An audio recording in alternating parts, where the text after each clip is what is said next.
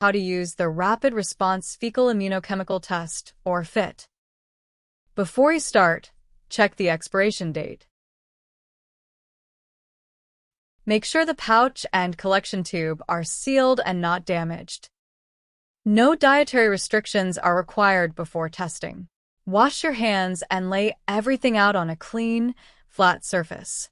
The FIT test kit includes the test cassette, the instructions for use, specimen collection tube, and a second instruction sheet with additional information for laboratories and physician offices. Step 1. Collecting the sample. For this test procedure, stool samples can be used whether or not they have come into contact with water. Make sure the specimen does not come in contact with urine. Urinate first if needed. If not using a receptacle, flush the toilet bowl twice before excreting. If necessary, clean the toilet bowl before collecting the stool sample, then proceed with the following steps. Start by unscrewing the blue cap and removing the applicator stick. Lightly insert the stick into the stool sample in 6 different spots. Too much sample can affect the test, so remember, a little is enough.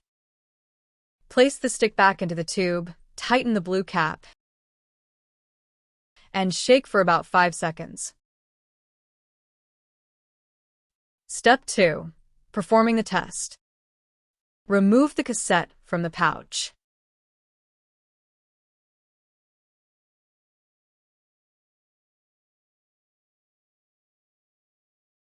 Then, remove the small white cap from the collection tube. Break off the plastic tip and add 3 drops into the sample well at the bottom of the cassette. Now start your timer. Read the result after 5 minutes. Don't read results after 10 minutes. Positive means 2 lines, one at C and one at T. Negative means 1 line at C only. No C line or any test with a faint T line means the test is invalid. Use a new test and follow the instructions again. If you have questions about using this product, please contact technical support at the number listed on the product insert. Rapid Response FIT Test.